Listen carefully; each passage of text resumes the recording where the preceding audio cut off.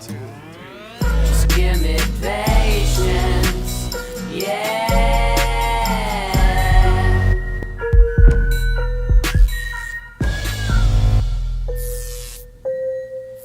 All right, Z-Pack, it's your boy Z-Dog MD, aka Dr. Zubin. Today we have a really special guest and a really important topic. We have Dr. Hernan Gomez. He is associate professor at University of Michigan. He is trained in emergency medicine, pediatrics, and toxicology, a triple threat as we call it. And he has recently been the lead author on a really fascinating study looking at the Flint lead levels. And if you recall from the news, this has been all over the news that Flint's water was contaminated with high levels of lead, and are we destroying a generation of young people with lead poisoning? Today we're going to get into the science of that. We're going to get into how we communicate risk and statistics to the public. And was this issue communicated well to the public, or have we maybe done potentially a disservice? Dr. Hernan Gomez, thank you so much for joining us. It's a pleasure, Dr. Z. Very nice to meet you. Man, you look like a professor. White coat, charts, it's amazing. It's amazing what props can do over here. We're all about props on the show. So, yeah, this is a fake beard. A fake beard? Maybe I should get one. I love it. So, you know, when I started looking into the Flint lead public health issues, I actually learned quite a bit, starting with the effects of lead on developing brains and things like that. With the lead levels that we are discussing here in terms of the Flint area, we're really focusing more on IQ, intelligence level, and capacity for school and so forth. So, you know, the thing about the Flint story is that it's so loaded politically and emotionally because you have issues around social justice. You have a predominantly lower income, largely African-American population in a Rust Belt town that has seen so much sort of struggle and disadvantage. And then when it hits the news that, well, here's a situation where the water supply was changed. Now we have high levels of lead. We're potentially damaging irreversibly with lead the IQs and the development of these already disadvantaged children. You could see why it could create such outrage and emotionally charged response in the press that continues to this day. Now the question is, you know, in your interpretation, what was the story? How did it unfold in Flint so we can get our viewers up to speed for people who don't know? If I may make a quick comment. So you mentioned Roger and me. I saw Roger and me when I was, if I may say, an internal medicine resident. I'm board in internal medicine as well. But wow. Internal medicine resident, I saw Roger and me. It's a fantastic documentary. But I said to myself, this is the saddest city in the country. And I think that Flint had that image even prior to the water crisis. And I do think that that backdrop was part of why there was this explosion of events. Yeah. So Flint already had this backdrop. I think Roger and me was perhaps part of that. But depressed city, post-industrial city, there was a switch to the river water. There was, as is very famously aware, a change in color of the water, smell of the water, folks protesting, seemingly not exactly an immediate response coming from governmental resources or from governmental services. Then Mark Edwards, or Leanne Waters, a mother in Flint, famously contacted him through internet. He sent over 300 graduate students to check bottled water samples. I'm guessing at some point he communicated with pediatricians in Flint, and they communicated with the state. The state's initial reaction was to rebuff them. The logic at the time, as I understand it, was that, well, we need to go to the media. It's much too important not to. And after going to the media, within about, I think, less than 2 weeks, the government said, "You're right, we're backing off," and they proceeded to mitigate the water crisis after that. Got it. And my understanding of this, and correct me if I'm wrong, is that the original source of water for Flint was Lake Huron through the Detroit Water Authority. Correct. and then they switched to the Flint River. And something in the composition of Flint River was more potentially corrosive to lead-containing fixtures in pipes. This is the theory, and it wasn't treated appropriately, so as a result, lead levels rose in the water that was delivered to the residents. Is that a correct summary? That is correct. The word corrosive, one thinks of acid and base, right? Especially medical toxicology, you're drinking a caustic substance. It wasn't corrosive in that manner. I may say so for a second. So Boulder, Colorado is perhaps the only city that actually water is supplied by glacial water. Glacial water. It's corrosive. Why is it corrosive? Because it's soft water, and basically what it does is it leaches out minerals in pipes.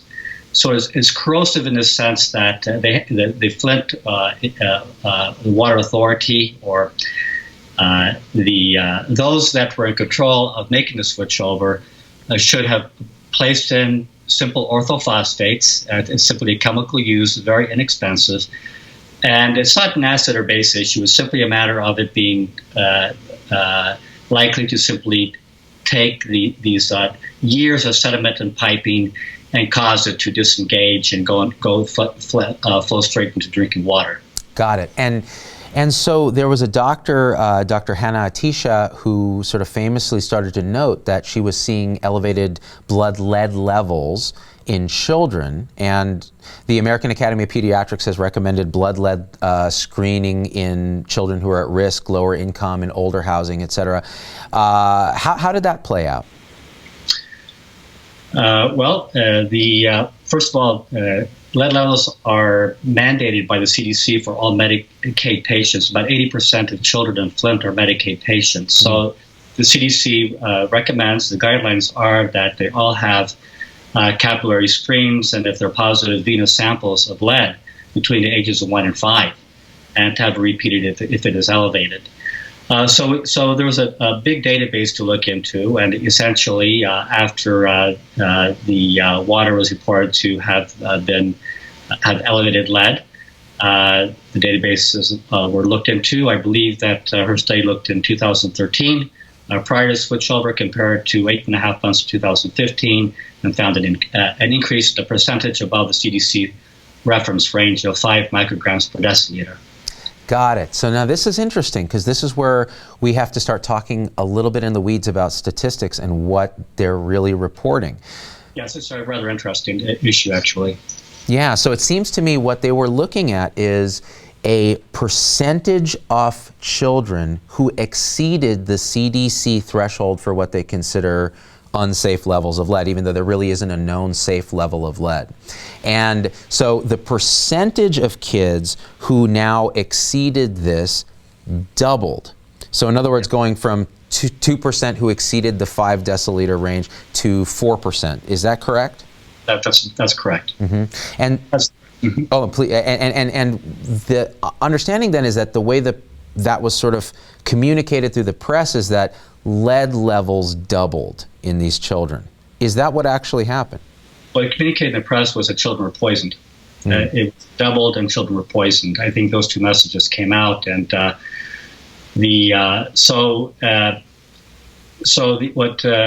was looked at was the percentage of children that exceeded the CDC reference range of 5 micrograms per deciliter. The CDC, the reference level was never meant to be a clear threshold of when children are poisoned. The CDC, and as written by the CDC within their own publications, are that it was meant simply to be a reference point for which to identify groups, population groups, not even a single child, population groups and sectors within the country that are at high risk and deserve more resources, mitigation, to investigate why these children are high. It was never meant to be a definitive statement of poisoning. And I think that this is a miscalculation or misstatement that should be corrected, and that's what one thing I hope to do with the publication from Journal of Pediatrics. And this is a great transition, because when I learned about this, my understanding of this changed so profoundly, because I also was looking at the press and thinking, okay, there's no safe level of lead. Now, the percentage of kids that are above 5, which is the CDC's threshold, which, by the way, has been lowered over the years. It used to be 10, and then it went down to 5. And again, as the CDC sort of evolves, and that threshold, as you mentioned, is a population health sort of guideline, not an individual. In other words, after you get above 5, it doesn't suddenly mean your IQ plummets or some threshold is reached. If I may, so as long as we're playing that, you're going back to walk through the history of the CDC reference range. So the height of the Flint population was 200,000 in 1960. And the reference range in 1960 was 100 micrograms per deciliter. Wow. In 1960. And that was when Flint was truly at its peak and truly the envy of the nation and truly a motor of the middle class. And by the way, the birthplace of General Motors. When I began as a pediatric resident in 1983, the reference range of the CDC was 25. And part of why I knew that perhaps there were some interpretations that were slightly taken out of context were that I remember I had distinct memories of going to mothers and giving them the fine, wonderful good news that their child's blood level is only 20, and therefore their child is going to be just fine. Wow. And 20 would be considered quite unacceptable now. Right.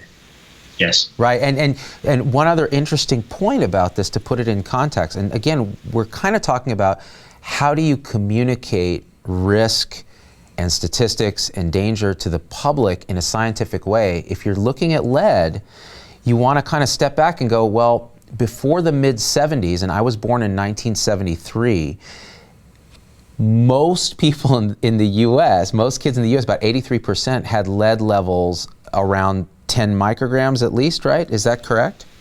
So your mother's lead level was likely in the 15 range when 15. She was pregnant with you.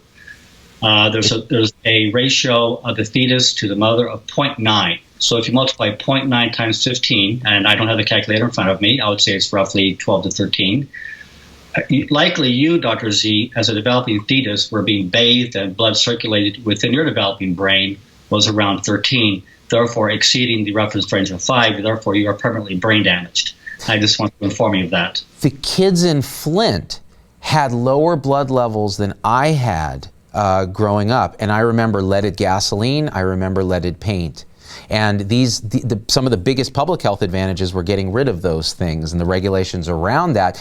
But now there's a massive crisis over blood levels that are more around 5, and that's just in a small part of the population. And that was from the original sort of data that came out around the Flint crisis. This is correct. So this paper is not about belittling those in Flint. I mean, we want to be very, very careful, and also, we need to return again. There is no known safe lead level. Right. This is all about placing things in context, and it is about what is appropriate use of statistics, and it is about what is appropriate communication to the media, to the community, in a way that's responsible. So, if I may, going back to the original study of the American Journal of Public Health. So the number of children, if you look at the end, if you pull that paper, there are approximately 800 children studied in 2013, approximately 800 something in 2015. So just so you know, the total number of children that crossed that threshold was only 18. That's it. Mm-hmm. So 18 more children crossed the threshold of 5 micrograms per deciliter.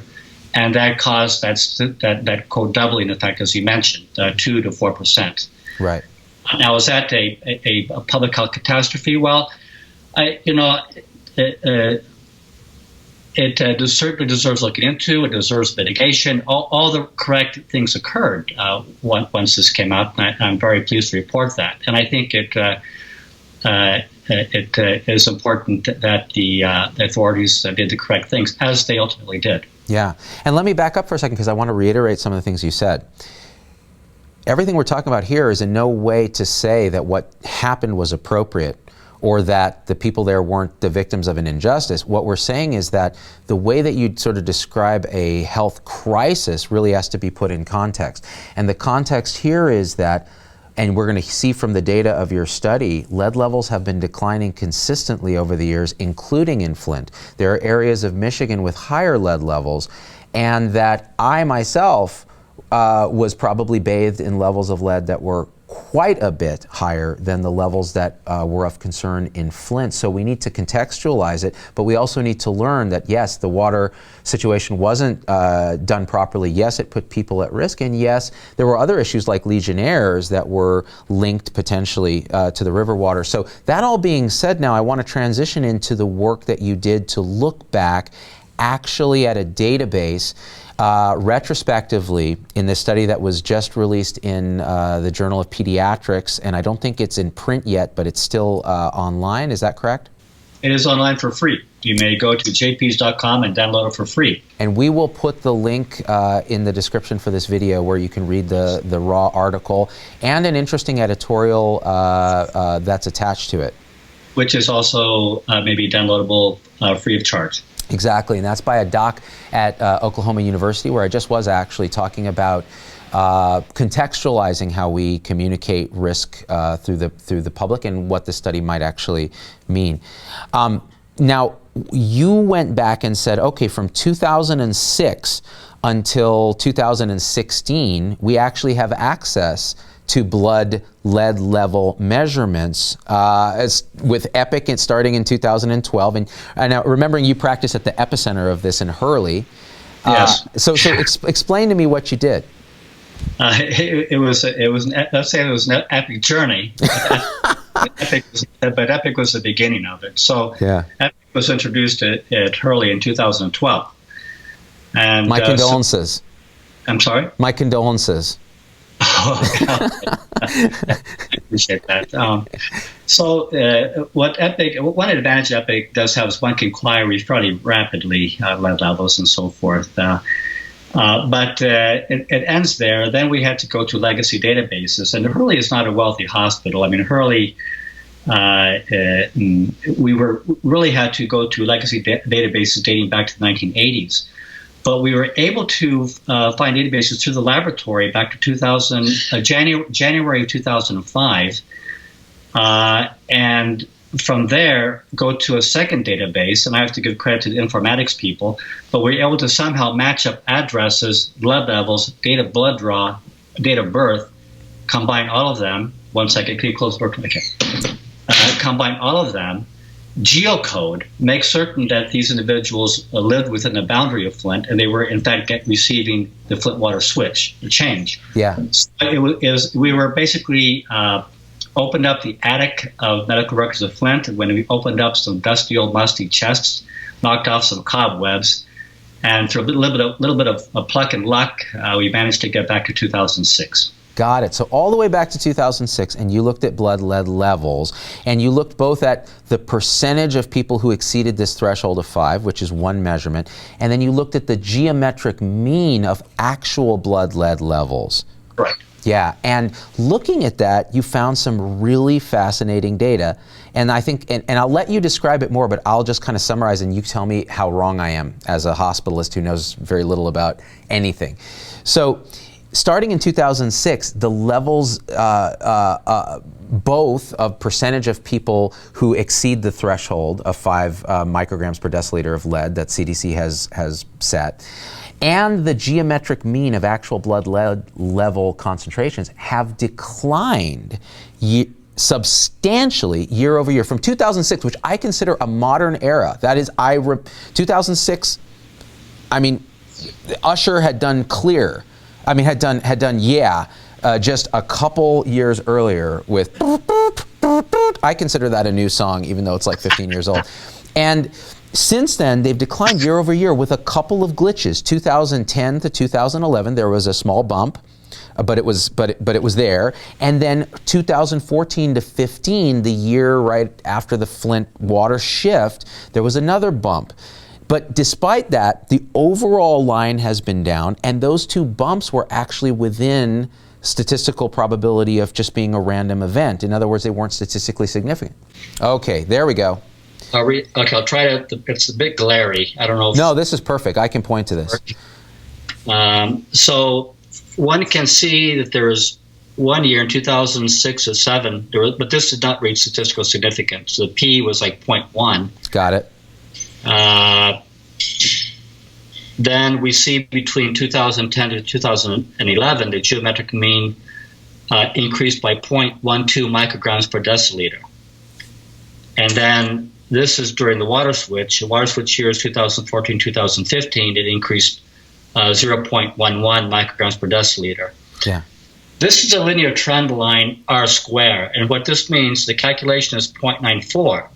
This is very important because what this means is that all of these curves below and above the line, that there is a 94% chance that all these changes were random.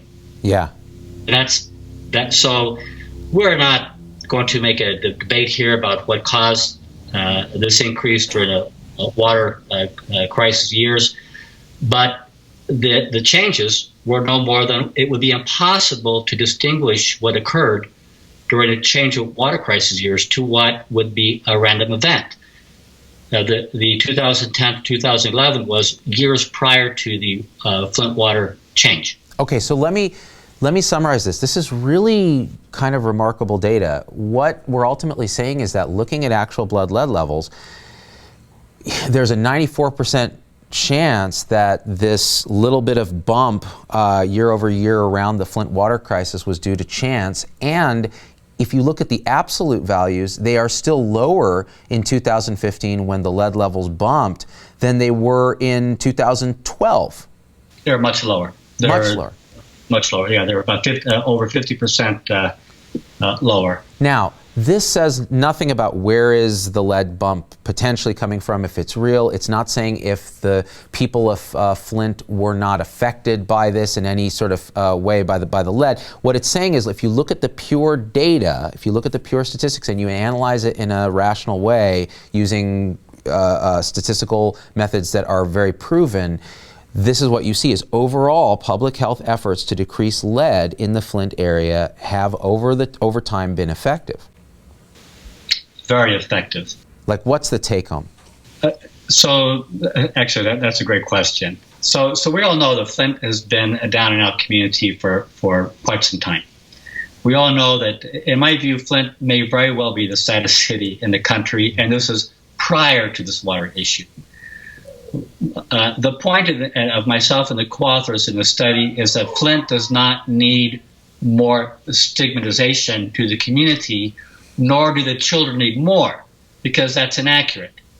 The issue of using the word poisoned is an incorrect word. There continues to be many people across the country, healthcare workers, professionals, lay folks, who believe that there's an entire generation lost. And the generation loss was a term that was used quite excessively. If I may show this little one here, can you see this here?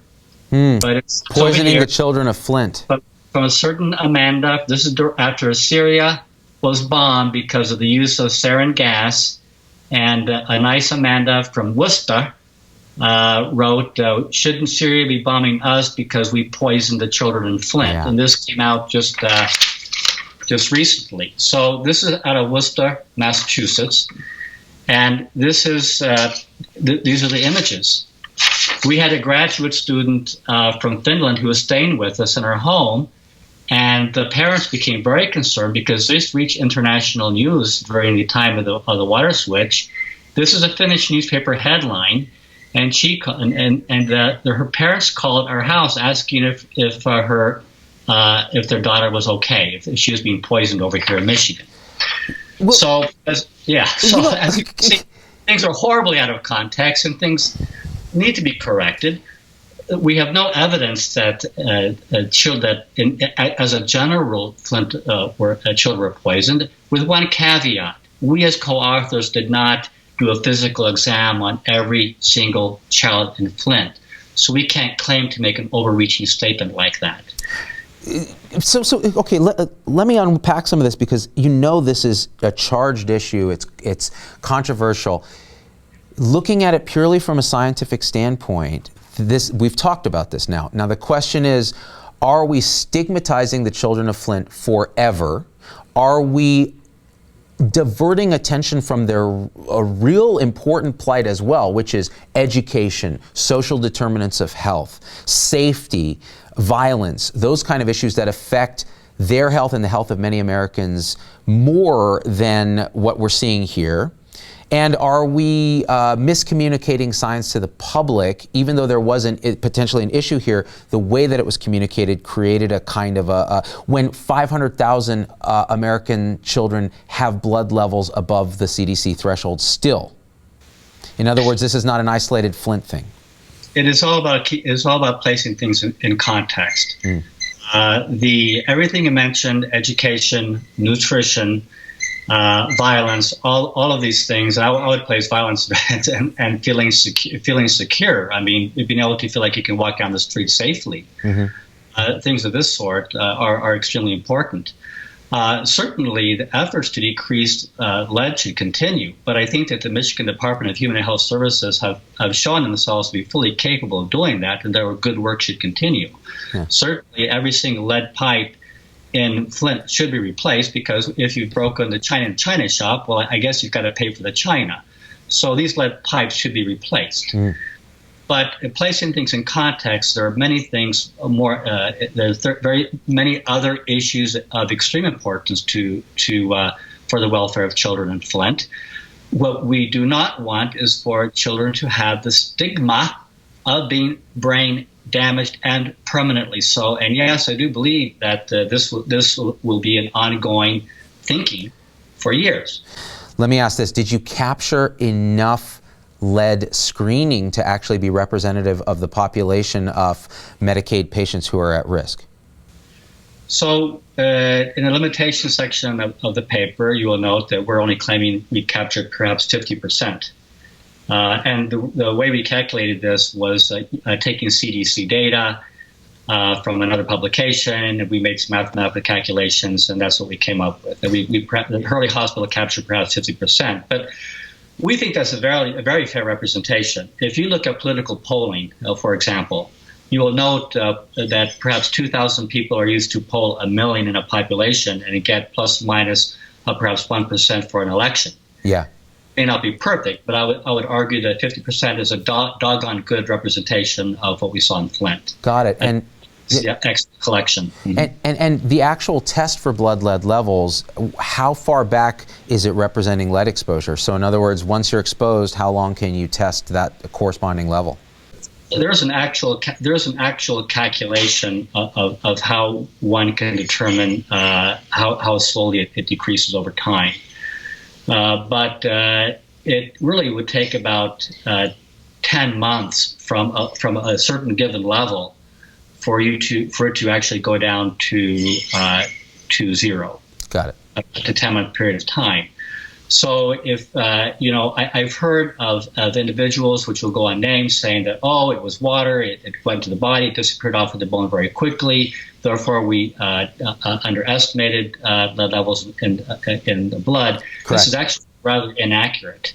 It actually the time it stays in blood is actually for a very significant period of time. So these numbers are quite accurate. And that's great, because that was a criticism that was leveled against the paper's methodology, but inaccurate. Got it. And the other potential shortcoming is that infants who were fed formula using water from Flint, you couldn't really capture infant blood levels because that wasn't a typical screening population. So we captured our N was a total of 15,817. Not one of those children were completely formula dependent, and therefore one cannot make a statement one way or the other. I will tell you that the description of a water formula dependent or mixing up powder formula to a newborn child is a very powerful mental image. Yeah. It's very powerful. However, this also has to be taken in context. We'll go back to Dr. Z when her mother's lead level is 15 and yours is likely 13. And we'll talk about your memories of unleaded gasoline. I too have memories of unleaded gasoline and the very rather sweet smell that it had. It was a rather provocative smell. And so the reality of it is that developing children in utero had far higher lead levels than can possibly conceive of, even postulated during the Flint River switch. Number two, as soon as they're born, yes, they were formula dependent during the times of unleaded gasoline, but they were also air and oxygen dependent. So they left the hospital and they immediately began breathing the unleaded gasoline from daddy and mommy's station wagon. The leaded gasoline, yeah. Mm-hmm. That's correct. Mm-hmm. So these children had far higher blood levels, and I will tell you that in 1976, in a figure and a graph I have behind me, in 1976, 100%, again, one of these numbers, but in 1976, and this figure will seem a bit astounding, but 100% of United States children had blood levels above the reference range of 5 micrograms per deciliter. Yep. So it's an interesting, evocative image, but let's keep things in context, and that's what this study is all about. You know what, Dr. Gomez? I'm going to use this as a personal excuse now for not reaching my potential of an IQ of 250. Had my mother not huffed leaded gasoline out of her station wagon, because I know she likes things that smell sweet. To this day, she loves potpourri, and leaded gasoline was very similar. But again, this is a key point, is that it's all about context, and statistics can lie, but they can also give us truth that strips away the emotion and the politics and the charge around it so that we can actually make rational decisions. And I think our elephants, our unconscious, are very primed to respond to things like public health crisis, the poisoning of children, etc. But if we look at it more with our little rider on top who's hopefully being the rational actor, we can learn something that will actually improve public health and actually focus our resources around lead around the country, but also other issues like we talked about, social determinants of health, schooling, safety, etc. And I think your work has certainly opened my eyes, first of all, to having to relearn a lot of statistics that hurts my head because of my own personal lead poisoning in the 70s, and and also kind of brings a perspective that allows us to destigmatize this generation of kids in Flint, which is already a stigmatized town. Flint has enough. I don't know if you're familiar with the Netflix series Flint Town. No, I haven't seen it. Netflix series that came out actually fairly recently. You can maybe look at it. It makes it's rather compelling yet horrific. But so Flint does not need more stigmatization. The Flint children have enough things that we can work on to help them advance and to help them get a good education. I believe that education is a great equalizer. I believe that we should continue working on Flint, but I believe that Michigan Department of Human Health Services has been doing simply a fantastic job. And yes, ultimately what you're saying is correct. Let's keep things in context. You know, that's what it's all about. And I want to thank you for the work that you've done. I want to thank you for being on our show. Dr. Hernan Gomez, emergency medicine doctor, pediatrician, internal medicine board certified, toxicologist, also happens to work on the front lines at the hospital treating kids in Flint, Michigan, which is where I think partially why, as a student of history and an epidemiologist, a toxicologist, you did this study, and it has really opened my eyes and hopefully the eyes of many of our viewers. We'll be asking questions from the Z-Pack, we'll be feeding them in, and then hopefully we can do a follow-up and learn more. That'll be fantastic. If I may say one word to your Z-Pack, do not do what I did. And once you finish on residency, perhaps do a fellowship and continue on with your life. Not my pathway to anybody. I just want to make that very clear. The perpetual student pathway wasn't really something you would recommend to the Z-Pack. Oh, I did. No, I could do that because I wasn't married. As soon as I got married, the wife said, "No, you're not going to do more training."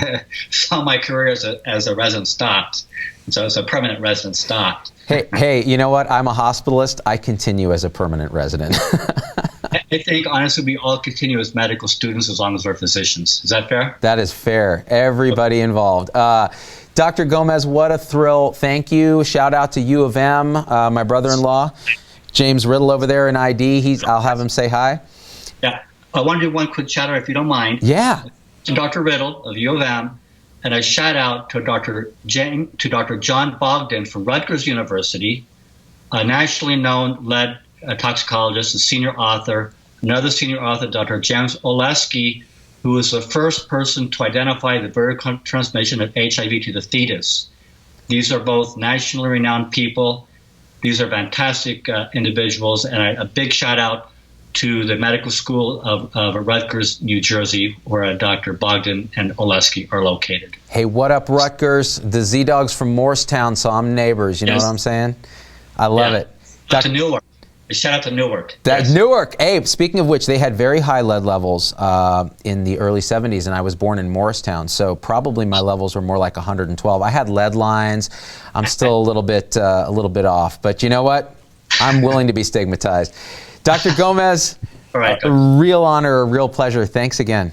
All right, Dr. Z, a pleasure is mine. Thank you very much. So Z-Pack, I want to put this all in perspective, okay? What Dr. Gomez kind of has shown us that the blood levels in Flint have been declining over time in a remarkable way.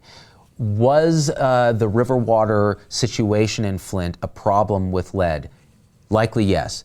Is there a safe level of lead in children? No. Should we be talking about this? Should the lead situation be cleared up in Flint? Should the government come clean and actually make changes? Should private industry help? Yes, absolutely.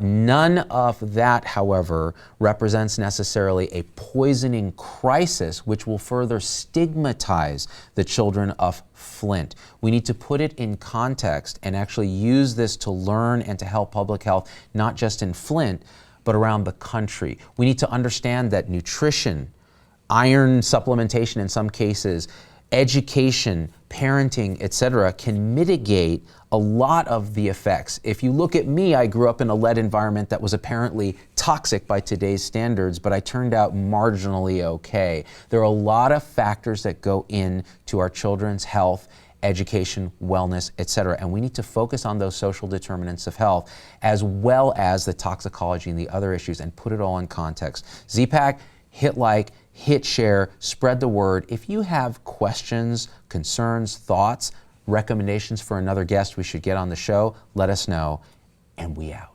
1, 2, 3. Just give me that.